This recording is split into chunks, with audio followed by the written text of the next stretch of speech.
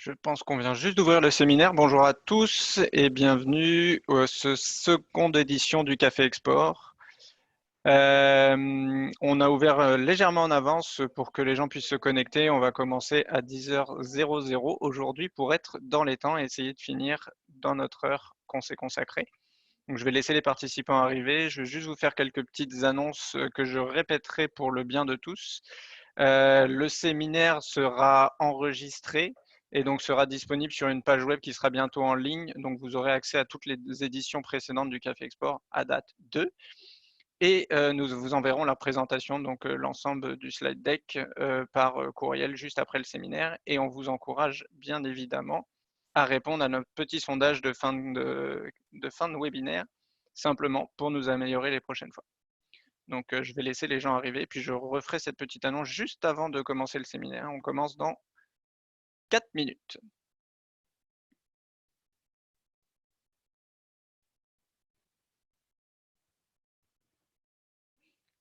Alors, à titre d'information générale aussi, nous étions à 178 participants, enfin inscrits juste avant le début du webinaire. Là, je vois les gens qui commencent à rentrer. On est déjà une petite cinquantaine. Donc, on va laisser les gens arriver jusqu'à 10h et puis on commencera à 10h dans donc 4 minutes.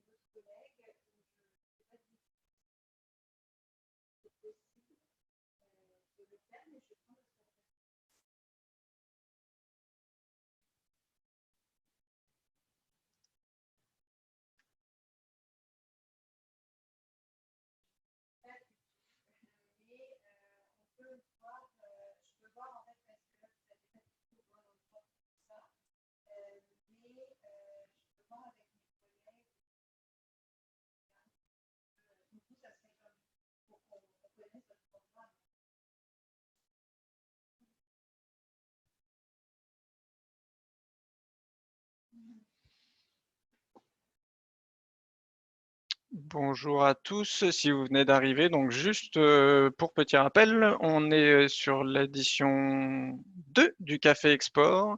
Un beau programme nous attend. On me dit juste à l'instant qu'on est à 181 inscrits pour cette deuxième édition. Donc ravi que l'édition plaise. J'espère qu'on va avoir encore beaucoup de participants aujourd'hui. Là, tout de suite, les gens commencent à rentrer dans le webinaire. On est plus d'une soixantaine à date. Juste pour rappel, le webinaire est enregistré et sera disponible en rediffusion sur une page web qui sera très prochainement mise en ligne. Et vous aurez aussi accès à la rediffusion de la première édition. Et la présentation sera envoyée par courriel juste après le webinaire. Et on vous invite bien évidemment à remplir le petit sondage de fin de webinaire simplement pour nous permettre de nous améliorer et adapter les thématiques à vos besoins. Donc on est 70 à date, on commence dans un peu plus d'une minute. Donc je...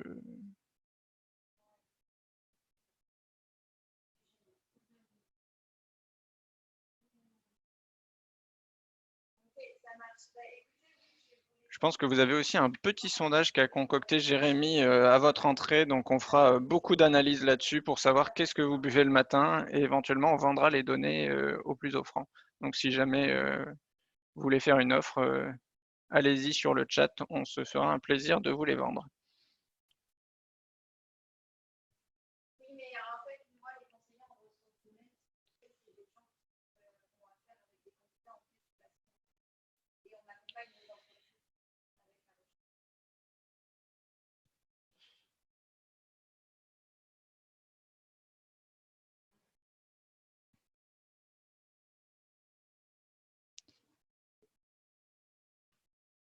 Bon, il est maintenant 10h pile, en tout cas à ma montre.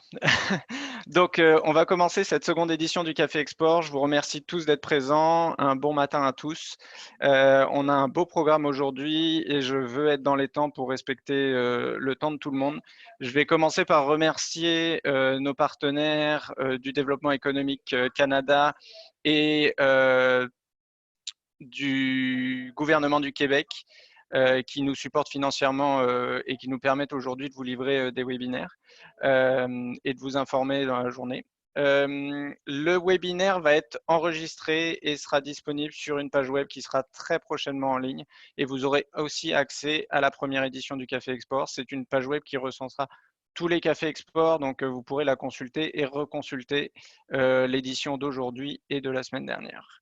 La présentation sera aussi envoyée par courriel juste après la fin du webinaire et on vous invite à remplir notre petit sondage simplement pour nous améliorer pour les prochaines fois.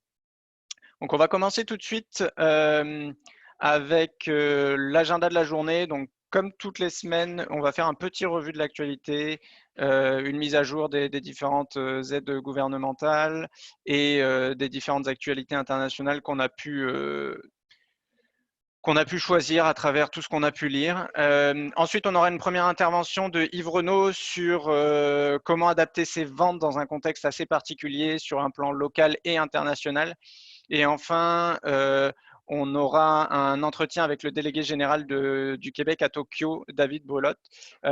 Donc, Yves et David nous font le plaisir d'être avec nous et j'espère que les contenus seront pertinents pour vous et j'en suis sûr même. On va commencer tout de suite avec l'actualité de la semaine. Actualité de la semaine, donc.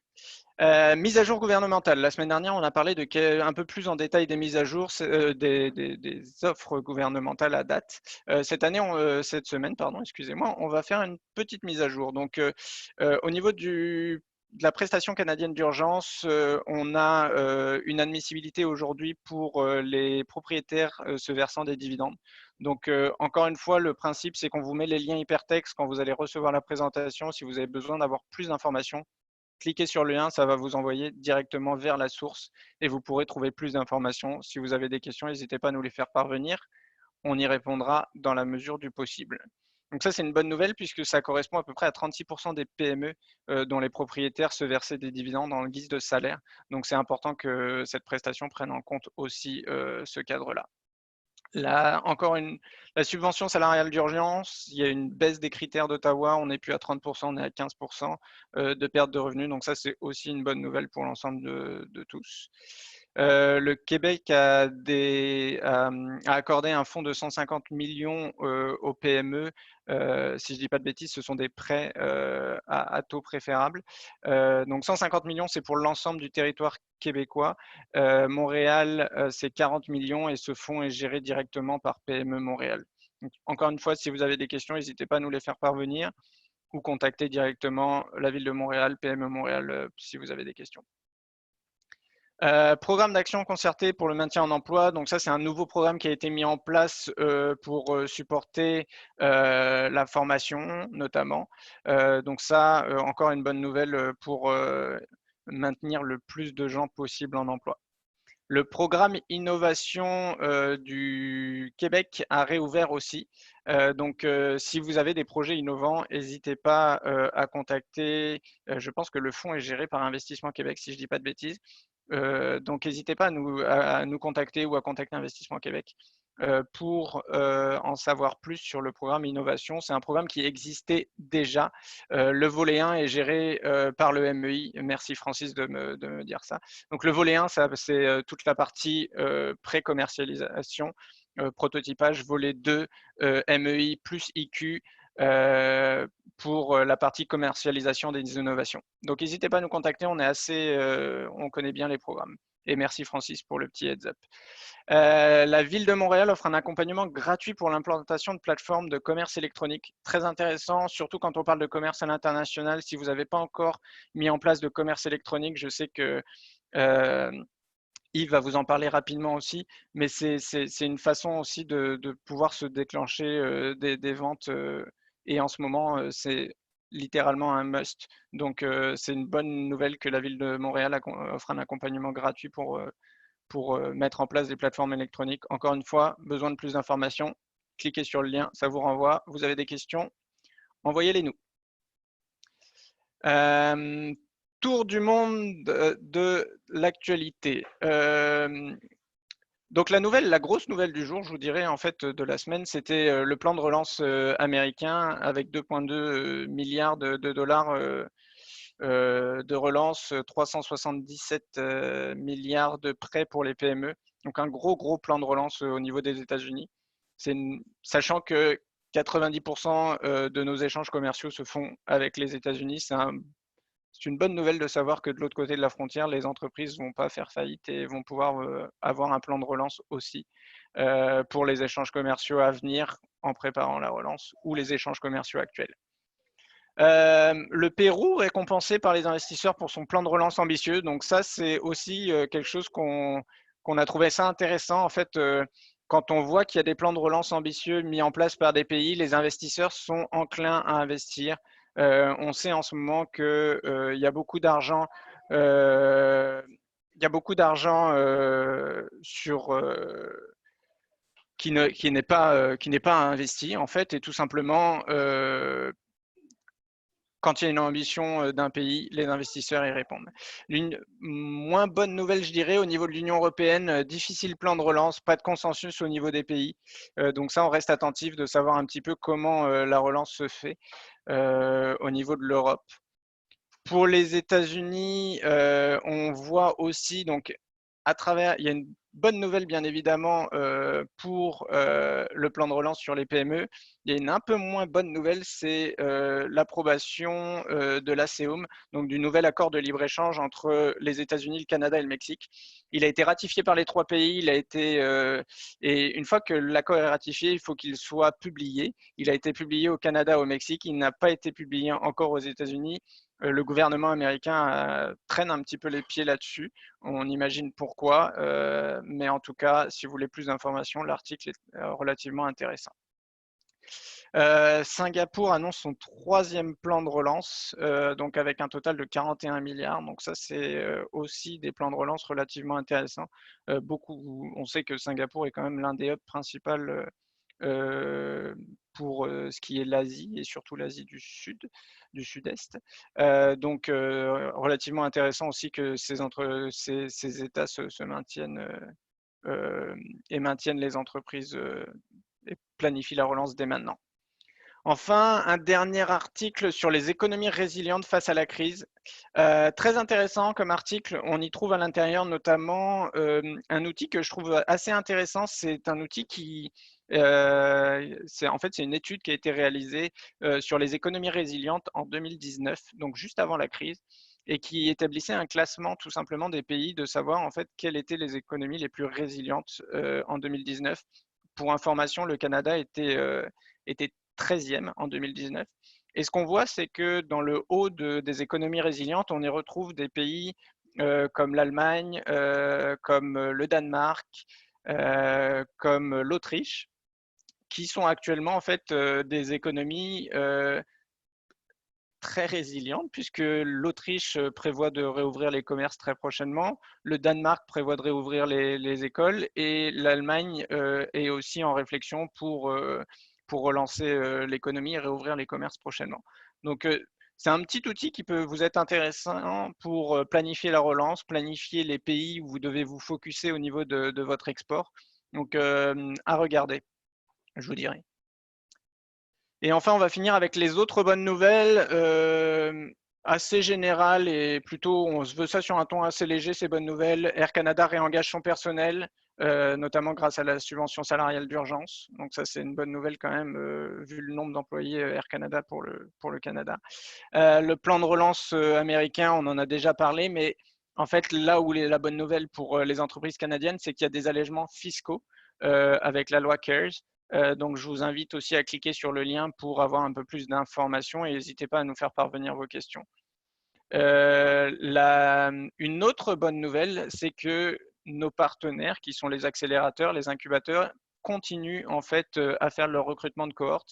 L'accélérateur HEC va lancer sa nouvelle cohorte très prochainement et fait un webinaire la semaine prochaine pour vous informer un petit peu de comment ça va se dérouler. Donc, c'est aussi une bonne nouvelle pour l'écosystème. Ça veut dire que l'écosystème continue de fonctionner et on prévoit déjà la relance au niveau des incubateurs.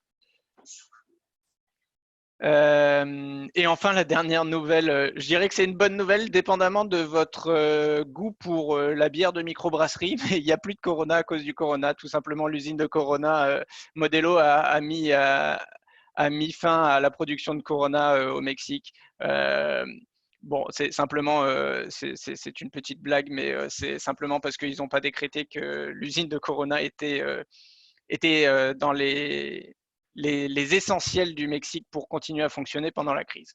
Donc voilà, ça fait un petit peu le tour de notre actualité et bonnes nouvelles. On essaye toujours de faire ça en 10 minutes. J'y suis parvenu, c'est magnifique. On a une petite période de questions si vous avez des questions sur les nouvelles. Donc n'hésitez pas, Jérémy, je te laisse me poser. S'il y a quelques questions, on essaiera d'y répondre au maximum. Donc, bonjour à tous. Donc, comme la semaine dernière, on fonctionne par paire de questions donc dans chacun des blocs. On vous invite à transférer vos questions du chat vers le Q&A, comme Thibault le mentionnait. Donc, on a Laurent qui va en puissance en commençant la journée. Donc, 2 questions de sa part. Donc, la première question, est-ce que le 15% sera seulement pour le mois de mars, puisque l'isolement a commencé à la mi-mars? Donc, fait référence au PCU et l'annonce d'hier. Bonne question. Pour être très honnête, je n'ai pas la réponse, donc on pourra revenir dans un second temps avec la réponse là-dessus. Parfait. Donc, au niveau de la deuxième question de Laurent, très intéressante d'ailleurs, pensez-vous que les États-Unis, donc avec le gouvernement de M. Trump, vont insister sur le Made in America Act dans le contexte d'après-COVID, donc suite à la crise? Je ne peux donner que mon avis personnel là-dessus, mais c'était déjà très très fort avant la crise. C'est une ligne directrice de Trump de toute façon. Et si les élections sont maintenues pour novembre aux États-Unis, il est très probable qu'il y ait encore beaucoup de protectionnisme au niveau des États-Unis, renforcé justement par cette crise. Donc après, difficile à dire aussi comment ça va évoluer aux États-Unis. Ils ont des projections quand même qui font assez peur au niveau des retombées, pas forcément économiques, mais humaines. Donc, c'est pas un contexte évident sur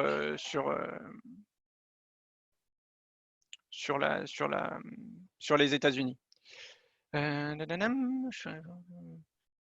Ok, mais Donc, Laurent, en fait, tout simplement sur les 15%, on peut vous revenir. La question, en fait, c'est est-ce que c'est que sur mars et est-ce que les 15% c'est pour mars, avril, enfin en tout cas les mois suivants. J'ai pas la réponse pour être très transparent. Donc on va se renseigner, puis on va vous revenir là-dessus, puis on fera un communiqué éventuellement là-dessus. Je sais qu'on a des analystes à la Chambre qui regardent ça de près, donc on pourra vous tenir au courant. en fait, si je peux revenir également, l'idée c'est qu'on arrive à mettre des updates à chaque semaine sur les annonces qui sont faites, autant au niveau fédéral, provincial ou municipal. L'idée c'est qu'on risque peut-être d'avoir des précisions, étant donné que c'est au jour le jour que les annonces sont faites, que les programmes sont bonifiés ou non. Donc, on pourrait peut-être également avoir la réponse dès la semaine prochaine. Donc, à voir.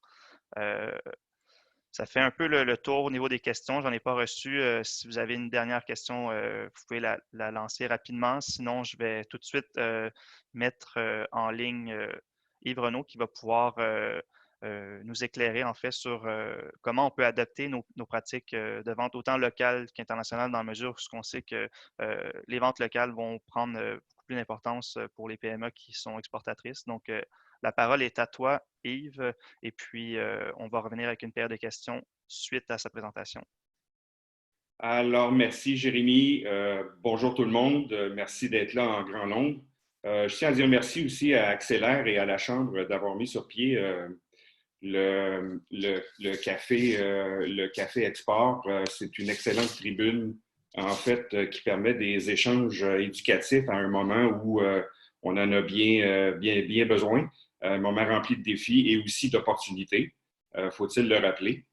Le sujet des pratiques de vente est certainement un enjeu actuellement pour une majorité d'entreprises qui se pose plusieurs questions sur les meilleures façons d'adapter puis saisir les occasions qui se présentent. Pour la préparation de ma présentation, je me suis un peu placé dans la peau d'une équipe de vente qui, en 15 minutes, là, établirait une liste d'actions et de réflexions qui s'appliquent bien au contexte. En passant, je tiens aussi à dire d'entrée de jeu qu'on est très centré sur la période actuelle qui pose plein de défis, mais je vous soumettrai que d'avoir un regard sur la reprise va devenir aussi capital. Alors, à travers les différents points que je veux couvrir aujourd'hui, qui sont à l'ordre du jour, je vais tenter de vous donner des pistes. Alors, s'il y a un moment actuellement où il est important de revalider et de prioriser notre pipeline de vente, eh bien, c'est là. Si ce n'est pas déjà fait, je pense que c'est un exercice qui doit être fait. Il y a beaucoup d'entreprises qui se demandent solliciter dans un contexte différent. Comment on s'adapte en termes de sollicitation? Est-ce que c'est le temps de solliciter? Comment on le fait? Qu'est-ce qu'il faut tenir compte? Maintenant, est-ce que c'est le bon moment de dynamiser notre stratégie de vente sociale, notre stratégie numérique dans l'ensemble? Fort probablement que oui. On va développer un peu là-dessus en présentant quelques exemples de grandes sociétés là, qui eux, n'ont pas raté l'occasion. Et ça pourra certainement inspirer des pistes. Et à la fin, je vous soumettrai que le télétravail qui est en train de s'installer dans notre société de plus en plus, et il y a des choses qui vont rester, bien, quel impact ça aura, ça, sur le mix marketing des entreprises? Je veux soumettre une réflexion là-dessus. Alors, je vais commencer en parlant de l'élément de revalider, de prioriser notre pipeline. Très souvent, on doit se poser la question, est-ce qu'on mise sur notre croissance organique, c'est-à-dire est-ce qu'on va tenter de suivre les différents clients qui sont encore en fonction, qui offrent des services essentiels, par exemple, et qui font déjà partie de notre liste de clients, ou on va se mettre à courir après des nouvelles opportunités? Bien, une des questions qu'on peut se poser ici pour déterminer la réponse à cette question-là, c'est quand on parle de croissance organique, la question que je pose toujours, c'est quel est le pourcentage de notre clientèle actuelle qui connaît l'ensemble des services ou des produits qu'on peut leur offrir? Alors, très souvent, je suis toujours un peu surpris de ça. La réponse que je reçois, c'est entre 20 et 25 en moyenne de non scientifiques. Et ça, c'est un souci parce que ce sont des clients existants qui nous ont déjà fait confiance et qui sont probablement le plus facile à convaincre ou à nous faire confiance à nouveau. Alors, dans notre liste de clients actuels, de regarder cette liste-là, de prioriser nos clients en tenant compte du facteur qui est courant actuellement, les défis que ça pose.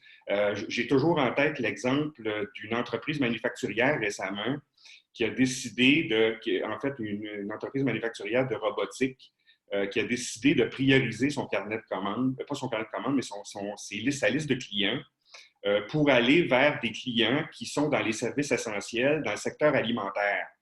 Alors, ça devenait un effort de prospection, mais de prospection auprès d'entreprises qui étaient toujours en service, toujours en vigueur, toujours opérationnelles. Alors ça, c'est des éléments, des pistes de réflexion que je vais vous soumettre. Le CRM, est-ce qu'il est à jour? Le CRM est l'outil de la gestion de la relation client.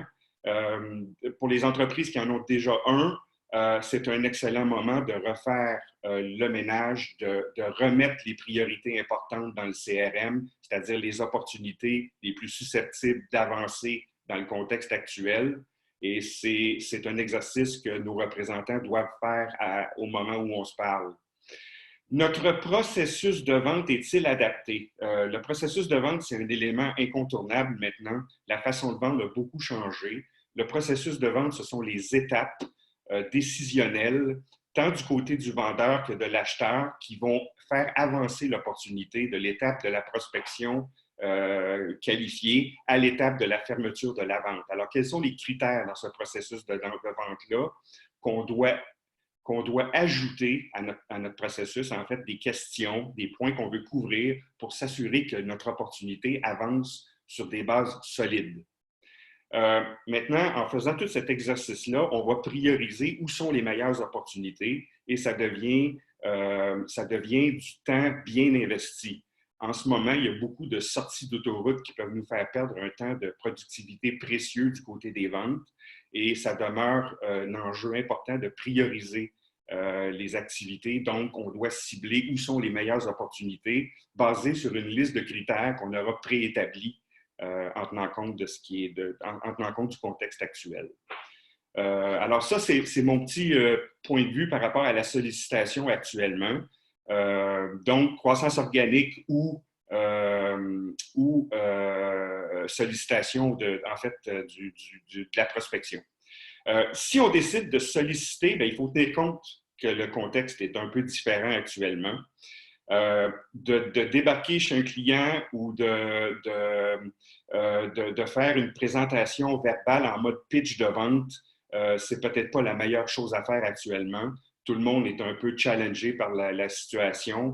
Donc, l'élément d'empathie, l'élément d'approche humaine pourra jouer un rôle dans votre capacité d'établir une relation de confiance avec les gens avec qui vous allez parler. Et ici, là, je parle de prospection ou de développement d'opportunités pures et dures là, en termes d'approche humaine. Mais évidemment, il y a tous les outils numériques qui nous permettent d'aller générer des pistes de vente. Et ça aussi, c'est une forme de prospection. Il faut l'exploiter également et je vais revenir là-dessus tout à l'heure. Bon, si on parle à des gens pour développer des opportunités, c'est important d'utiliser un énoncé de valeur, c'est-à-dire qu'il faut que le client se retrouve dans la démarche. Pourquoi il vous accorderait du temps? Et ça, c'est toujours vrai, mais c'est particulièrement vrai actuellement où les entreprises priorisent eux-mêmes leurs activités. Donc, la valeur doit être perçue le plus tôt possible dans le cycle de vente. Et ça présume que les vendeurs font un travail en amont pour bien préparer la discussion, le dialogue qu'ils s'apprêtent à avoir avec le client dans un mode d'approche consultative. Et j'insiste sur le mot consultatif. Poser des questions ouvertes est en lien avec notre processus. Ça aussi, c'est toujours important, mais encore plus particulièrement en ce moment. On veut faire parler les clients de leurs enjeux, on veut comprendre, on veut se mettre à leur place. Et c'est ça qui va nous permettre de se positionner, c'est-à-dire qu'on va leur faire connaître nos avantages distinctifs en lien avec les besoins particuliers. Et en ce moment-là, les bénéfices pourront être perçus et c'est là-dessus, sur cette base-là, qu'on peut avancer sur des bases solides. Tout à l'heure, je vous parlais de dynamiser notre stratégie de vente sociale. J'ai sorti quelques exemples pour vous inspirer. Je ne sais pas où vous en étiez avant la situation actuelle au niveau de vos stratégies numériques et de stratégies de vente sociale, mais j'ai pensé juste vous donner quelques exemples de grands joueurs qui sont assez connus et qui ont développé différentes tactiques, en fait. Alors, on a Google qui a décidé de collaborer avec la firme Dialogue pour désengorger les lignes gouvernementales. Alors ça, c'est une façon pour Google de se positionner dans le moment présent et se démarquer. Et sur le site de Google, ils présentent aussi la liste des actions pour répondre à la situation. Alors, il y a Pfizer dans le pharmaceutique qui présente sur son site un contenu COVID et je pense qu'ils ont organisé des campagnes email à cet égard-là aussi. Et ils vont jusqu'à donner des conseils sur le télétravail. Alors, une compagnie pharmaceutique qui s'aventure à donner des conseils sur le télétravail. On a notre ami localement, Nicolas Duvernois, qui récemment, avec Pure Vodka, a annoncé le lancement de nouveaux produits désinfectants sur la plateforme LinkedIn. Alors ça aussi, c'est une autre idée.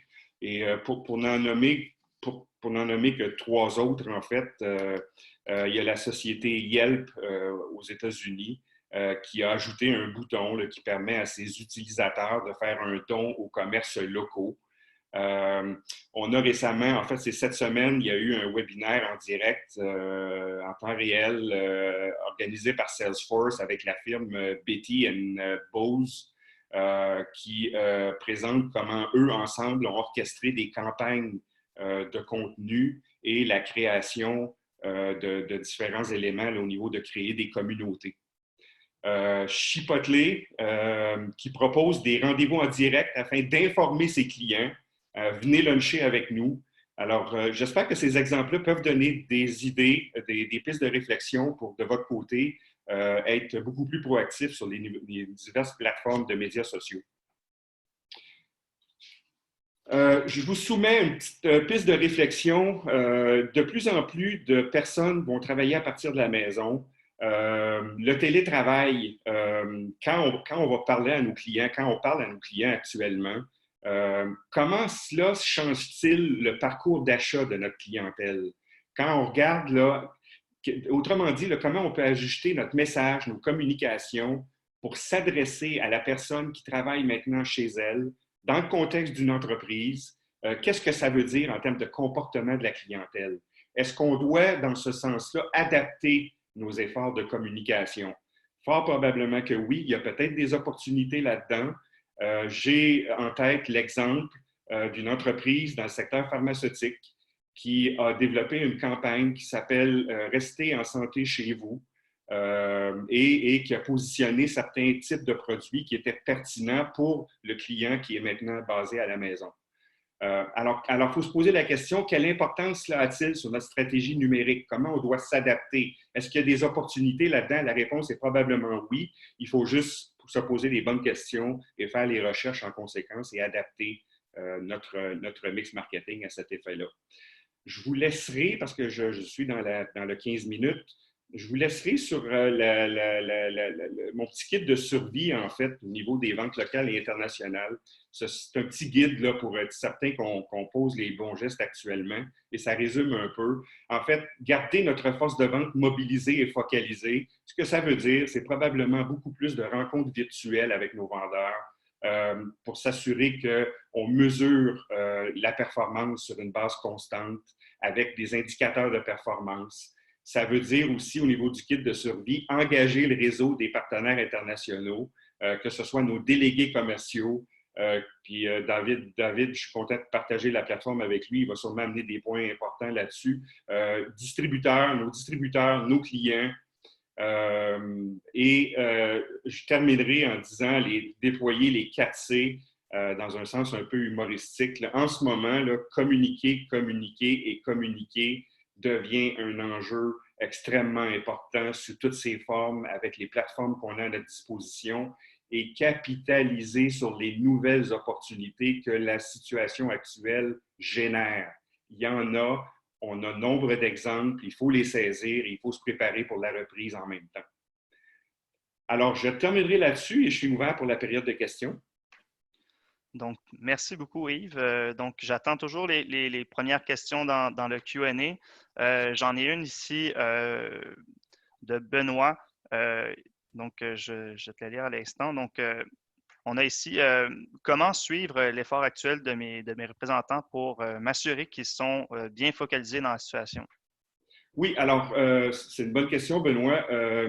En fait, le CRM est un excellent outil pour suivre la performance. Encore faut-il qu'on ait des indicateurs de performance qui pourraient mesurer, par exemple, le nombre d'appels faits dans la semaine, la vélocité des opportunités, c'est-à-dire est-ce que nos opportunités qualifiées et intéressantes bougent d'une étape du processus de vente à l'autre et ça prend combien de temps pour les bouger?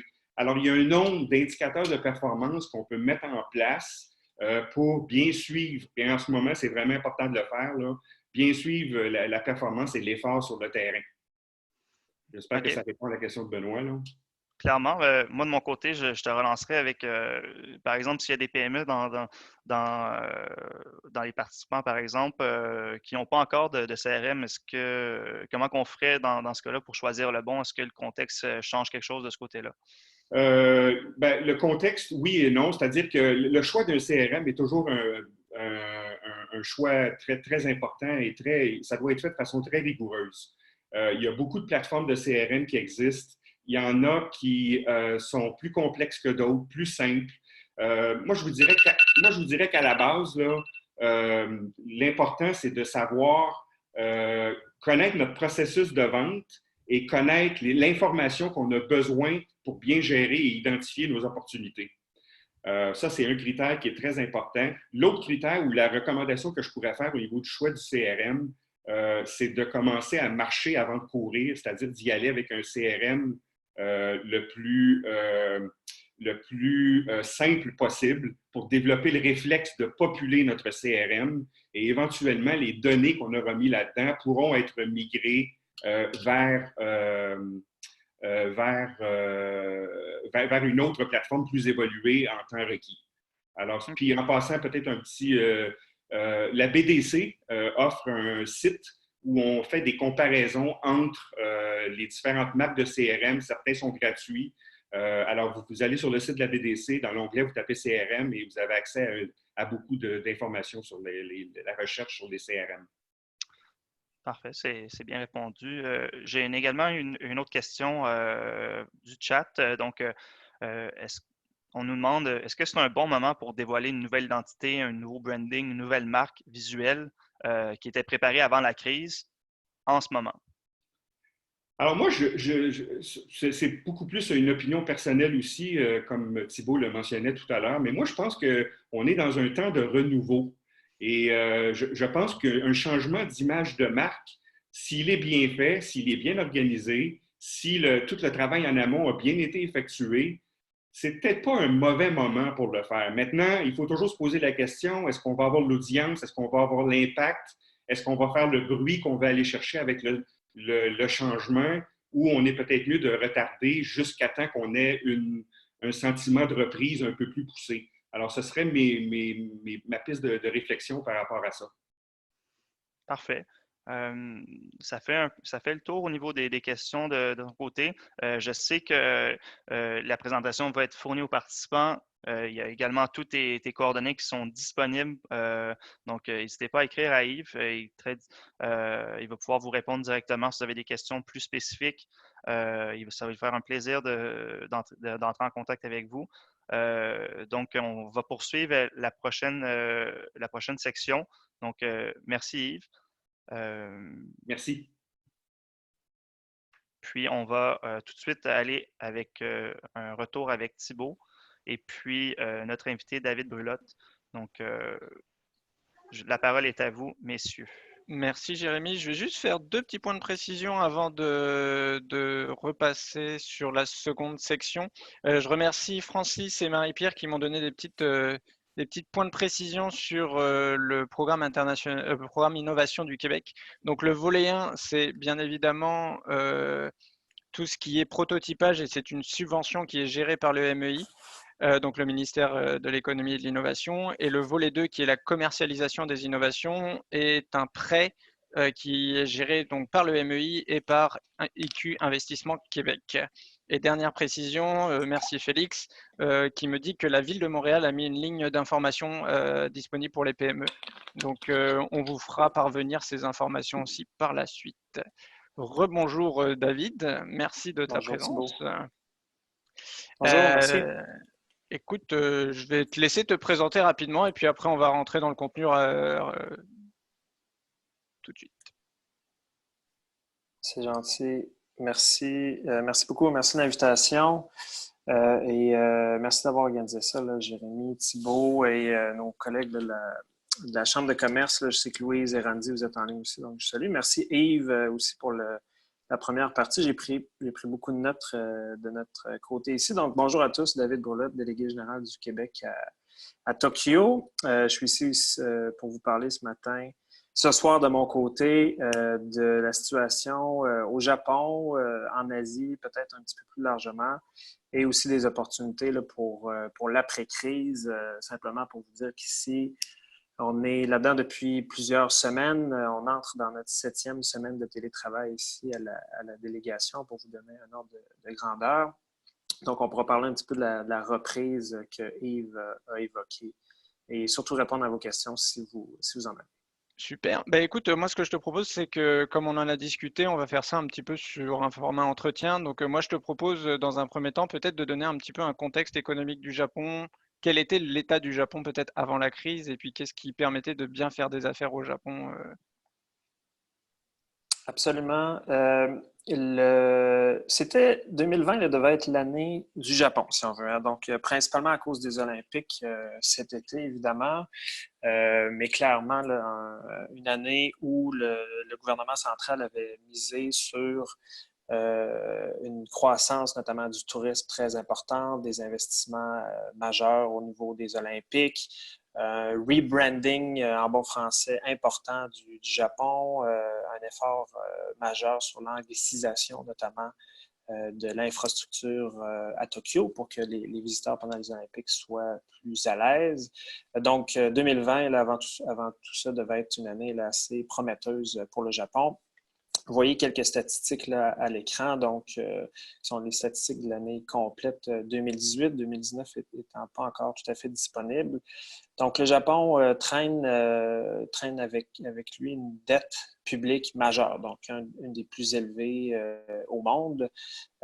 Ceci étant dit, c'est un pays où la dette nationale est détenue principalement par les épargnants japonais, les entreprises japonaises. Donc, ce qui protège légèrement là, le Japon de soubresauts internationaux. Ceci dit, grande difficulté économique, c'est un pays où la croissance est relativement faible. Cependant, comme vous le voyez, la croissance des exportations assez forte en 2018. C'est le pays qui a investi le plus à l'étranger en investissement direct étranger en 2018. Au Québec, pour vous donner un ordre de grandeur, là, il y a environ 90 entreprises japonaises qui sont implantées au Québec qui emploient environ 8000 personnes. Et c'est plus que les entreprises allemandes ou italiennes ou espagnoles, et c'est plus que toutes les entreprises asiatiques là, combinées hors Japon en termes là, de création d'emplois et d'investissement au Québec. Donc, c'est très, très important. MHI en aérospatial est la dernière en liste qui investit massivement à l'automne. C'est un pays aussi où il y a une forte croissance des investissements, beaucoup en infrastructure, beaucoup en technologie au Japon. Comme vous voyez, je donnais des chiffres sur le tourisme. Et peut-être au bas à droite de votre écran, quelque chose d'important à noter, c'est que le Japon fait face à une crise importante démographique. Donc, la pyramide sociale est complètement inversée. La tranche de personnes âgées et très âgées est très élevée et très grande proportionnellement au reste de la population, ce qui fait que les entreprises vont faire face à une décroissance là, de leur masse d'employés. Même chose pour le Japon en entier, donc une décroissance démographique. Ceci étant dit, les entreprises japonaises disposent de capacités financières, de capitalisation boursière extrêmement élevée. Donc, vous voyez 5 billions US, ça c'est plus que le PIB de l'Allemagne, par exemple, ou de la France. Et donc, ce sont des liquidités extrêmement importantes, une des plus grosses réserves de capitaux au monde. Et face à cette décroissance démographique et ce défi-là que le Japon vivra dans les prochaines années, les entreprises sont vraiment en mode investissement, que ce soit au Japon ou en investissement à l'étranger, en partenariat. Donc, c'était jusqu'à l'avant-COVID là, un partenaire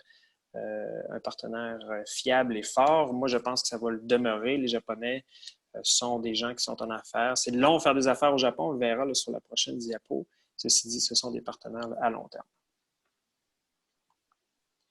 Peut-être, sans grande surprise que vous retrouvez ici, mais tout de même important de le noter, faire affaire au Japon. Bon, évidemment, il y a la barrière linguistique.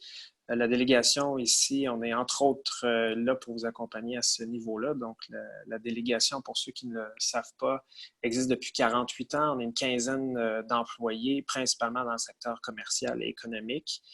Évidemment, nos attachés commerciaux sont ici pour vous accompagner dans le développement des affaires, mais aussi au niveau de la traduction, des manières d'affaires dans le monde d'affaires au niveau japonais, la barrière culturelle aussi. Faire affaire ici, évidemment, c'est beaucoup de temps et beaucoup d'argent. Donc, ne serait-ce que venir au Japon, c'est long et ça coûte cher. Donc, c'est important de prévoir ça. Je dirais que c'est la même chose à peu près partout en Asie, évidemment sur la distance, mais sur la nécessité d'y passer un temps conséquent. Et au Japon particulièrement, les compagnies avec qui vous aurez à travailler ou à échanger s'attendent à avoir des personnes qui sont en position décisionnelle. Donc, soit C-level ou si c'est des gens qui sont aux ventes, qui ont quand même la possibilité là, de prendre des décisions sans nécessairement toujours avoir à revenir à la maison mère. Donc, c'est ce à quoi on s'attend ici. Les différences culturelles sont importantes dans le milieu des affaires, mais elles ne sont pas insurmontables. Ce que je dis souvent aussi aux entreprises du Québec, les Japonais, je pense que c'est la même chose, je rapporte à quoi c'est la même chose partout en Asie, Les Japonais ne s'attendent pas à rencontrer des Japonais. Quand on vient les rencontrer, s'ils veulent rencontrer d'autres Japonais, ils ont traversé la rue puis ils voient leurs confrères, consoeurs. Ce qu'ils veulent, c'est de la différence, de l'innovation, et c'est ce qu'on leur apporte en venant les rencontrer ici, comme Québécois, comme Nord-Américains. On cherche au Japon des produits de niche, des services nichés de très haute qualité. On pose rarement la question du prix au Japon. Les entreprises, les consommateurs sont prêts à payer, mais ils cherchent des produits de niche. C'est un pays très, très développé, comme vous savez. Évidemment, être bien préparé. Donc, souvent, on va demander au Japon d'envoyer une liste de questions, de sujets dont vous voulez parler avant des rencontres. L'idée est que lors de la rencontre, il n'y ait pas de malentendu ou de zone grise, qu'on soit capable de faire avancer les choses de façon assez substantielle. Merci beaucoup, David, pour ce petit topo sur comment faire affaire au Japon et puis un petit peu ce qu'était le Japon avant la crise. Maintenant, la question, c'est qu'est-ce qu'est le Japon aujourd'hui? Comment le Japon a vécu la crise et comment le Japon se prépare pour la suite, en fait? C'est évidemment la question que tout le monde se pose, pas sur le Japon, mais sur tout, en fait, et partout. Je dirais que le Japon a été relativement épargné là, dans cette crise-là en termes de nombre de cas de personnes infectées, nombre de décès surtout, qui est ce qu'on suit principalement. Ceci étant dit, ça serait évidemment un choc majeur là, sur l'économie.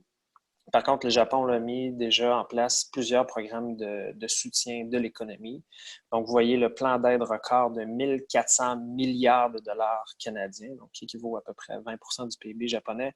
C'est presque autant que le PIB canadien au total. Donc, c'est vraiment important. Ce sont des mesures économiques, là, c'est les plus importantes depuis la Deuxième Guerre mondiale.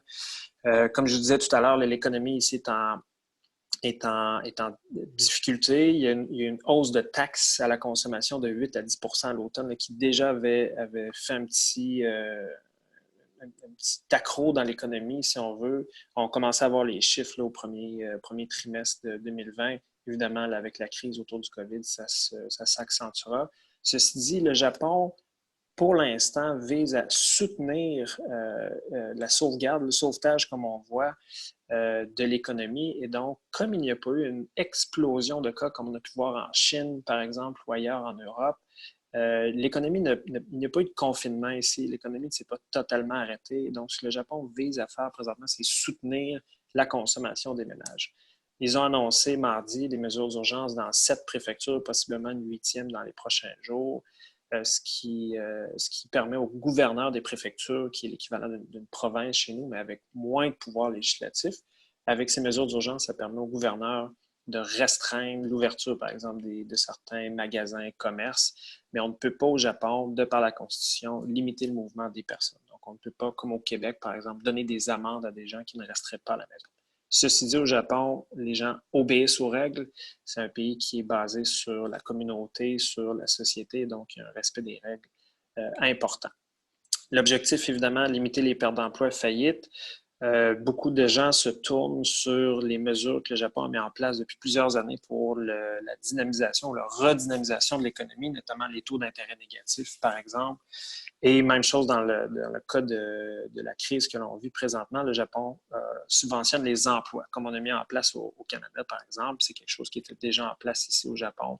Au lieu de forcer les entreprises, de par la situation, à mettre les gens à pied, puis payer, disons, l'assurance emploi, ici, on subventionne les emplois. Donc, tout ça est toujours en vigueur, et des remises en espèces aux ménages, donc environ 100 milliards pour, comme je disais tout à l'heure, soutenir la consommation.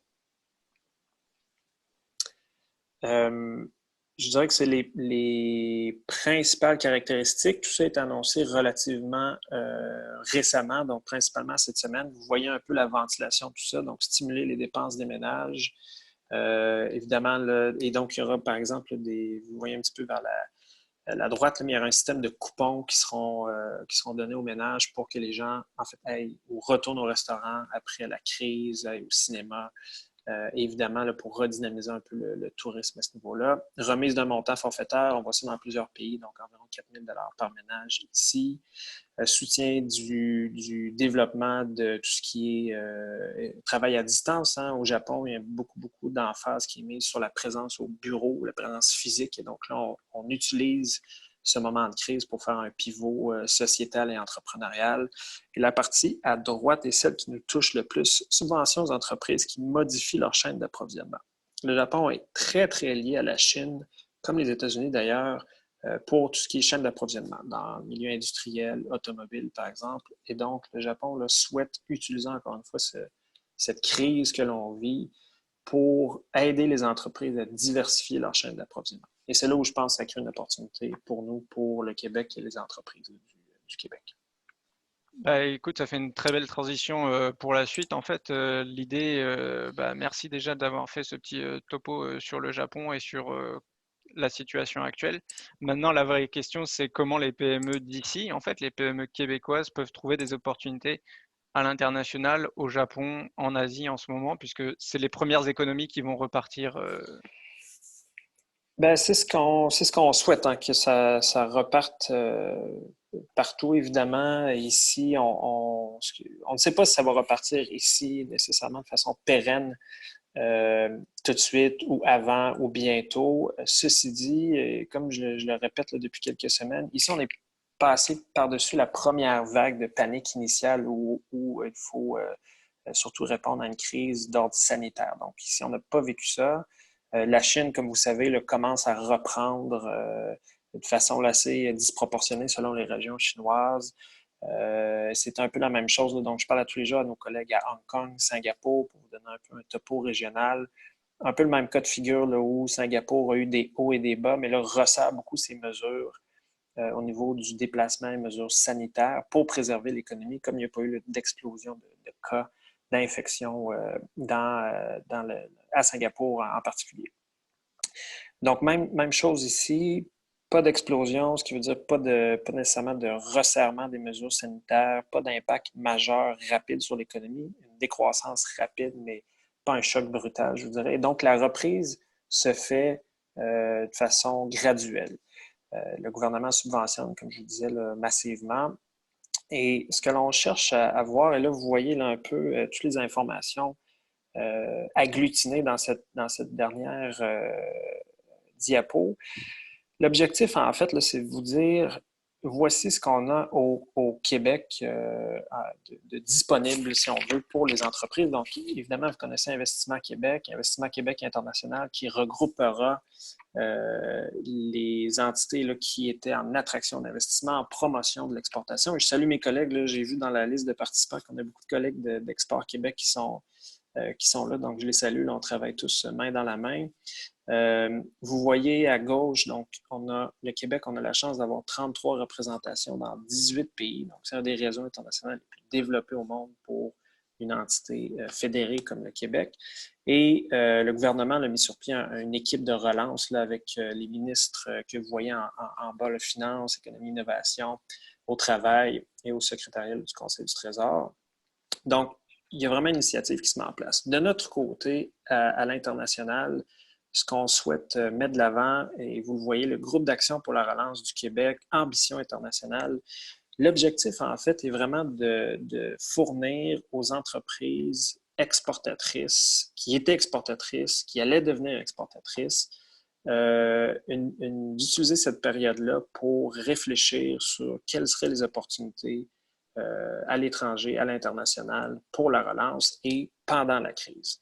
Et donc, on voit, par exemple, des opportunités, évidemment, dans tout ce qui est télétravail, télémédecine, tout ce qui est plateforme en ligne. Vous voyez l'action de Zoom qui a explosé dans les dernières semaines. Donc, évidemment, on est dans cette optique-là et tout le monde s'entend pour croire que ça demeurera quelque chose de semi-permanent. Et donc, ce qu'on souhaite faire, c'est vraiment mettre et publiciser, si on veut, la portée du Québec à l'étranger. On a 33 bureaux, comme je vous disais. J'ai mes collègues Raymond et Laurent qui sont en ligne avec nous aujourd'hui. Nous avons plus de 150 employés qui sont à l'étranger et qui sont disponibles pour les entreprises du Québec pour explorer des opportunités d'exportation. Export Québec au Québec et là, avec nos partenaires, CCMM en étant excellent à ce niveau-là. Et l'idée est de voir est-ce qu'on sera en mesure, pour les entreprises du Québec, de trouver des nouvelles lignes d'entrée d'argent. Donc, est-ce que pendant cette période-là, on est en mesure d'accompagner ces entreprises-là pour travailler un plan d'affaires, que ce soit au Japon, en Asie ou ailleurs. Hein. Donc, on parle avec nos collègues de l'Europe et des États-Unis, de l'Amérique du Nord à toutes les semaines. L'idée est de mettre à profit notre expertise terrain, notre présence terrain, parce qu'on ne se le cachera pas, ça va être assez long probablement avant qu'on commence tous à reprendre l'avion pour aller faire du démarchage et de la vente. Nous sommes présentement sur le terrain. Je vous parle de Tokyo. Laurent, Raymond, mes collègues sont aussi ici et on est disponible pour faire ça, évidemment en collaboration avec nos collègues à Montréal, à Québec. Donc, c'est un peu ça l'objectif. Vous allez voir sur la dernière diapo, mon courriel est là. Ce que je vous invite à faire, et là, je regarde, là, on est 124 participants. J'ai sûrement une dizaine de collègues qui sont là, mais sur la centaine d'autres participants là, qui sont en ligne avec nous, écrivez-moi mon adresse personnelle. Ce que je m'engage à faire, c'est vraiment de répondre à tout le monde avec Raymond, qui est d'accord, je lui en ai parlé, mon collègue qui est directeur des services économiques.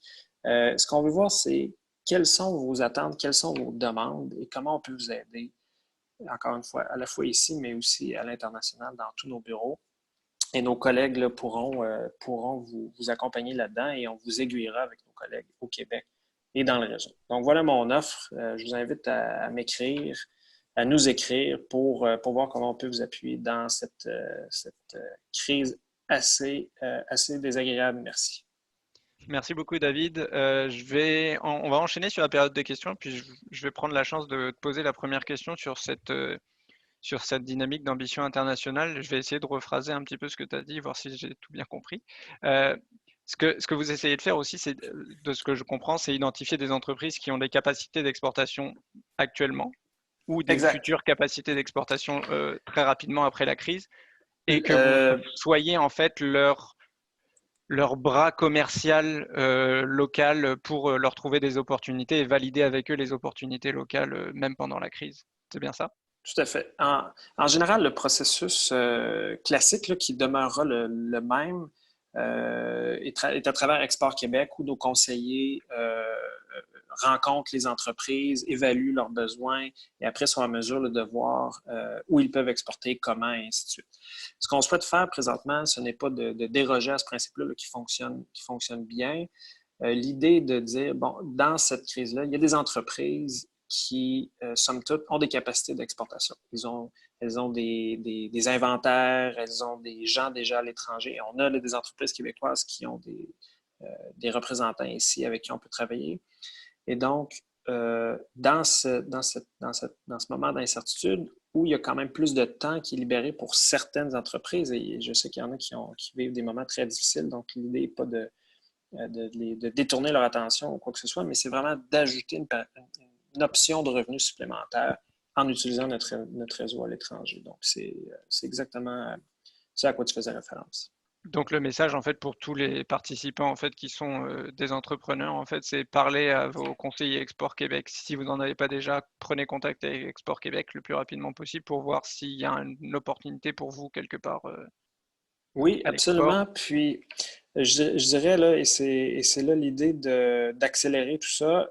C'est ça pourquoi je vous suggère de m'écrire aussi directement. Puis, notre collègue Marie-Ève Jean, à qui j'ai parlé là, juste avant qu'on entre en ligne ensemble, qui est la déléguée générale du Québec à Munich, qui sera dans quelques jours, semaines chez Investissement Québec comme vice-présidente aux exportations. L'idée est de voir là, dans notre expertise réseau comment on peut vous appuyer tout de suite, là, parce que de toute façon, nos conseillers chez Export Québec ne pourront pas aller vous visiter en entreprise, là, de toute évidence. Et donc, l'idée est de voir, peut-on, par courriel, tout de suite, entamer des démarches. Super. Très bonne nouvelle en tout cas. C'est sûr que je pense que quand on parle d'exportation, surtout en temps de crise, là, d'avoir le soutien du gouvernement, c'est toujours agréable et puis ça promet beaucoup d'opportunités. Donc en tout cas, j'espère que vous aurez beaucoup de demandes. Est-ce qu'il y avait d'autres questions? J'ai une question qui est apparue au début de la présentation de David. Donc, on a Amine ici qui parle, en fait, qui se questionne sur les subventions aux entreprises qui modifient leur chaîne d'approvisionnement. Est-ce que la transformation technologique est prise en compte dans cette modification? C'est une très bonne question. Je n'ai pas la réponse exacte. Ma présomption personnelle est que la réponse est oui. Je pourrais vérifier, par exemple, à Amine, il n'y a pas de souci. Principalement pour l'instant, les subventions visent la transformation des chaînes industrielles. Mais nécessairement, il y a beaucoup de technologie en arrière de tout ça, mais je pourrais vous revenir avec une réponse plus précise, plus ventilée sur cette mesure-là. On a également Tamaika, donc je te salue, je suis content de t'avoir parmi nous. La question de Tamaika, c'est quels sont les secteurs pour lesquels il y aurait un intérêt des entreprises japonaises pour les investissements directs étrangers au Québec ou même des fusions-acquisitions? Oui, merci. Donc, la question, c'est vraiment IDE vers le Québec. Là. Je reconnais la provenance de la question. Merci, Oui, Tamaka, c'est gentil. Je te dirais que, honnêtement, là, des dernières années, puis moi-même ayant été chez IQ là, en attraction d'investissement pendant 7 ans, au Japon, c'est vraiment varié. C'est ce qui est particulier. Bridgestone, qui est une compagnie japonaise qui, chez nous, emploie 1000 personnes, sont dans les pneus. Mitsubishi, Tanabe à Québec dans le médicament. Donc, Medicago, là, dont on entend parler beaucoup parce qu'ils sont en train de travailler de façon ardue sur la résolution du COVID-19. Compagnie japonaise, Square Enix à Montréal, jeux vidéo. Donc, c'est vraiment très, très varié. Je pense que là, il y a un intérêt, suite à l'investissement en aérospatial de Mitsubishi Aerospace, il y a un intérêt de ce côté-là. Sinon, jeux vidéo, c'est toujours très, très fort. On a eu un autre bel investissement, plus petit, mais un bel investissement à la fin d'année 2019.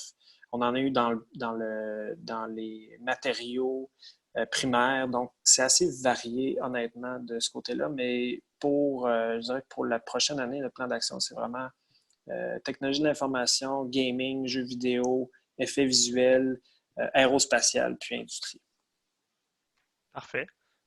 Puis est-ce qu'on peut poser la question à l'inverse, par exemple? Parce que Oui, ben, ce qui rejoint celle de Benoît sur les compagnies exact. québécoises qui travaillent avec le Japon, tout à fait. Les principaux secteurs Québec vers Japon, les matières premières, minerais, sur lesquels on a très peu d'impact. On connaît très bien les gros joueurs, on les voit ici, mais bon, c'est le cours des métaux. Le Japon est une société où il y a beaucoup de trading house, donc de négociateurs. C'est historique. Ce sont des énormes corporations. Et ils font de la négociation de matières premières depuis des années avec la planète entière. Donc, la délégation générale a peu d'impact sur leurs activités, mais ça reste un énorme secteur. L'agroalimentaire, très, très important.